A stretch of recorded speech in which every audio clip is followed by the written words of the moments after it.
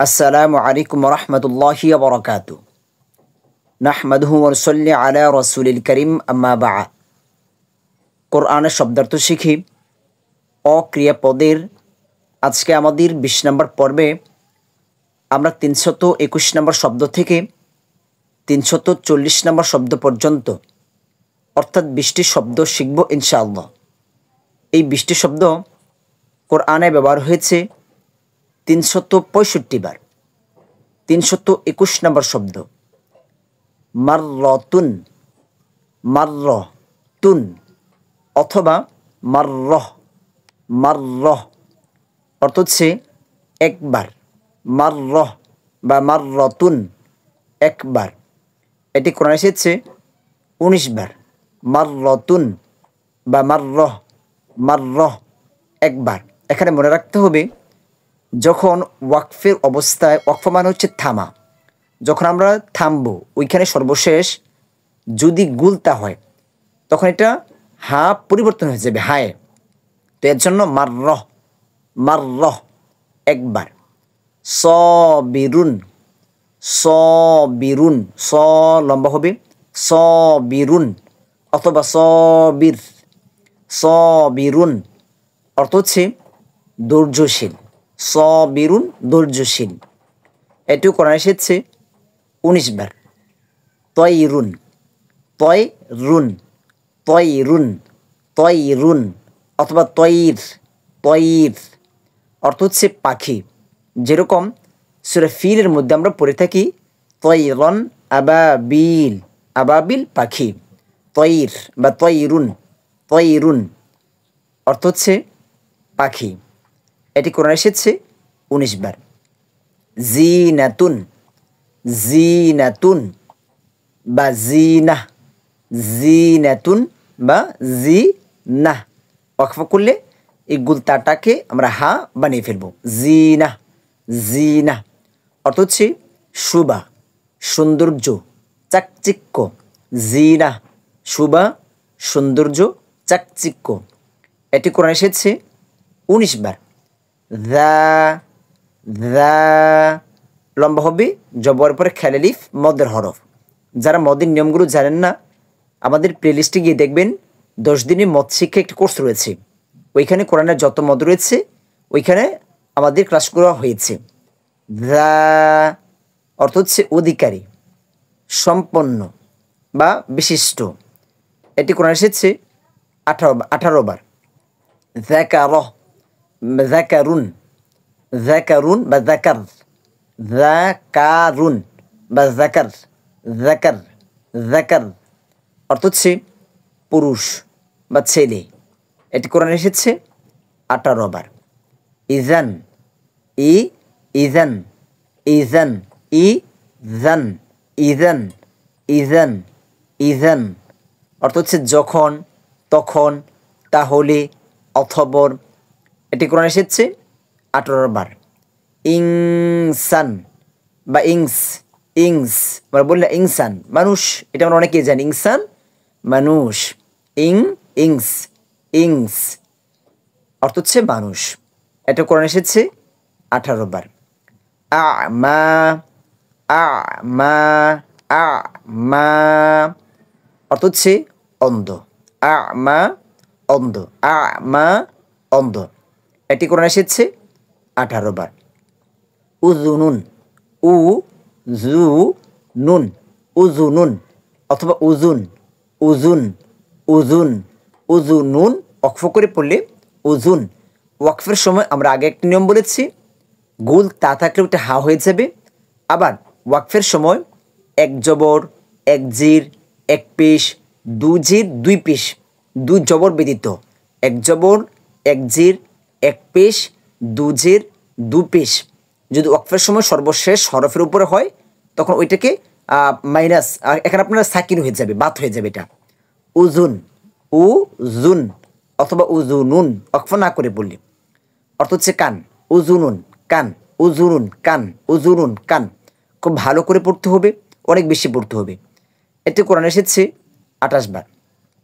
দাবাতুন বা দাবাহ, দাবাহ এখানে দাটা লম্বা হবে, একটু বেশি পরিমাণ লম্বা হবে। দাব্বাহ, দাব্বাহ অর্থ হচ্ছে প্রাণী, বিচরণশীল জীব। দাব্বাহ, দাব্বাহ অর্থ হচ্ছে প্রাণী, বিচরণশীল জীব। এটি কোরআনে এসেছে 18 বার। দারজাতুন অথবা দারজাহ, ওয়াকফ করে বললে গুলতাটা হা হয়ে যাবে। দারজাহ, দারজাহ, দারজাহ অর্থ হচ্ছে মর্যাদা। দারজাহ মর্যাদা, দারজাহ মর্যাদা। এটি কোরআনে এসেছে 18 বার। দুবুর, দুবুর অথবা দুবুরুন, দুবুর, দুবুর, দুবুর, দুবুর, দুবুর অর্থ হচ্ছে পিছন দিক, পিঠ। দুবুর, দুবুর পিছন দিক অথবা পিঠ। এটি কোরআনে এসেছে 18 বার। আলিমুন, আলিমুন বা আলিম, বলি না আলিম, আলেম, হ্যাঁ আলিম অর্থ হচ্ছে জ্ঞানী, খুব অবহিত। আলিমুন বা আমরা যে সহজ বলি আলিম, আলেম, আলিম বলি আমরা। আলিমুন বা আলিম অর্থ হচ্ছে জ্ঞানী, খুব অবহিত। এটি কোরআনে এসেছে 18 বার। মুমিনাতি বা মুমিনাত, অক্ফ করে পড়লে এই যে এক জের, এটা এখানে সাকিন হয়ে যাবে, বাত হয়ে যাবে। মুমিনাত, মুমিনাত বা মুমিনাতি, মুমিনা নারী, মুমিনাত মুমিনা নারী, মুমিনাত মুমিনা নারী। এটি কোরআনে এসেছে 18 বার। মাউলা, মাউলা, মাউলা, মাউলা, মাউলা অর্থ হচ্ছে অভিভাবক, বন্ধু, মালিক। মাউলা অভিভাবক, বন্ধু, মালিক। এটি কোরআনে এসেছে 18 বার। তারপরে 337 নম্বর শব্দ মুনকার, মুনকার, মুনকার, মুনকার, মুন। এখানে মিম নুন পেশ মুন, কিন্তু এখানে দন্তনটা সামান্য অনুসারের মতো পাতলা আওয়াজ হবে, মুনকার হবে। কেন? এটা একটা গুণার রুলস, যে ইকফার নিয়ম বলা হয় এটাকে। ইকফার হরফ হচ্ছে 15টি। নুন সাকিনের পরে যদি ইকফার 15টি হরফের যে কোনো একটি হরফ আসে, তখন দন্তনটা অনুসারের মতো হয়ে যায়, কিন্তু পাতলা আওয়াজ হয়, মুন থেকে মুনকার। এই বিষয়টাও যারা জানেন না, আমাদের প্লেলিস্টে গিয়ে দেখবেন যে কোরআনের গুন্না শিক্ষা একটি কোর্স রয়েছে, ওইখানে আপনারা এই নিয়মটা বিস্তারিত পেয়ে যাবেন ইনশাআল্লাহ। মুনকার, মুনকার অর্থ হচ্ছে মন্দ কাজ, অন্যায় কাজ, অপরিচিত কাজ। মুনকার, মুনকার অর্থ হচ্ছে মন্দ কাজ, অন্যায় কাজ, অপরিচিত কাজ। এটি কোরআন এসেছে 18 বার। রসুন, রসুন, রসুন অর্থ হচ্ছে মাথা। রসুন অর্থ হচ্ছে মাথা, রসুন মাথা, রসুন মাথা, রসুন মাথা। বারবার বলবো আমরা ইনশাআল্লাহ। এটি কোরআন এসেছে 18 বার। রয়বুন, রয়বুন অথবা রয়িব, রয়বুন অথবা রয়িব, রয়িব, রয়িব অর্থ হচ্ছে সন্দেহ। রয়বুন বা রয়িব অর্থ হচ্ছে সন্দেহ। এটি কোরআন এসেছে 18 বার। সাজিদুন বা সাজিদ, সাজিদুন অথবা সাজিদ অক্ফ করলি। সাজিদুন, সাজিদুন, সাজিদুন সিজদাকারী, সাজিদুন সিজদাকারী, যিনি সিজদা করেন। এটি কোরআন এসেছে 18 বার। তো আজকে আমরা শিখেছি 321 থেকে 340 নম্বর শব্দ পর্যন্ত। যারা এক থেকে ওই বাকি শব্দগুলো দেখেন নাই, তারা প্লে লিস্ট থেকে দেখে নেবেন ইনশাআল্লাহ। আবার যদি আমরা এক নজর শব্দগুলো দেখি, মাররতুন, মাররতুন অথবা মাররহ, মাররহ, মাররহ একবার, মাররহ একবার, মাররহ একবার। সবিরুন, সবিরুন, সবিরুন ধৈর্যশীল। তয়রুন, তয়রুন, তয়রুন বা তয়ির অর্থ হচ্ছে পাখি। জিনাতুন বা জিনা, জিনা অর্থ হচ্ছে শোভা, সৌন্দর্য, চাকচিক্য। দা, দা, দা অধিকারী, সম্পন্ন, বিশিষ্ট। যাকার বা যাকারুন, যাকারুন পুরুষ, ছেলে। ইদা বা ইদান, ইদান বা ইদা, ইদান যখন, তখন, তাহলে, অথবা। ইংসা, ইংস বা ইনসান, ইংস বা ইনসান মানুষ।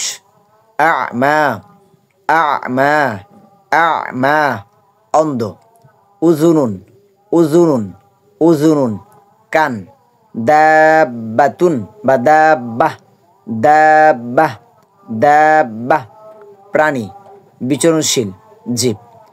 দারাজাতুন বা দারাজা, দারাজা, দারাজা মর্যাদা।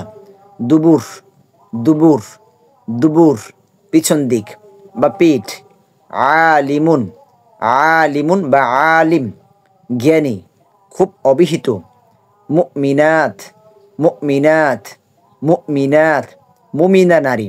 মাওলা, মাওলা, মাওলা অভিভাবক বন্ধু মালিক। মুনকার, মুনকার, মুনকার মন্দ কাজ অন্যায় কাজ অপরিচিত কাজ। রসুন, রসুন, রসুন মাথা।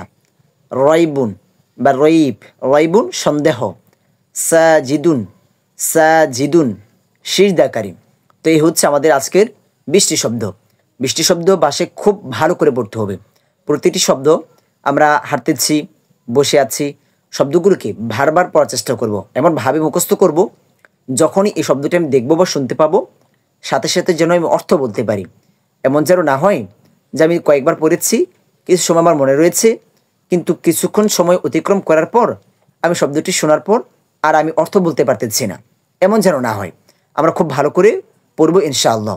আর আমাদের শব্দগুলো শেষ হলে আমরা ক্রিয়াপদ শিখব ইনশাআল্লাহ এবং কোরআনের সংক্ষিপ্ত গ্রামার আমরা শিখব ইনশাআল্লাহ। এজন্য আপনারা শব্দগুলো খুব ভালো করে মুখস্থ করবেন। আমাদের ক্লাস আজকে এখানে শেষ হবে।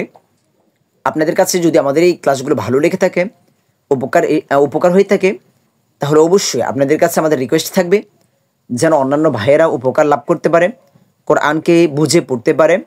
আপনারা বেশি থেকে বেশি শেয়ার করবেন, অন্যান্য ভাইদেরকে দাওয়াত দিবেন আমাদের চ্যানেলের ইনশাআল্লাহ। সকলের কাছে দোয়া চাই, সকলের সুস্বাস্থ্য কামনা করি। আসসালামু আলাইকুম ওয়া রাহমাতুল্লাহি ওয়া বারাকাতুহু।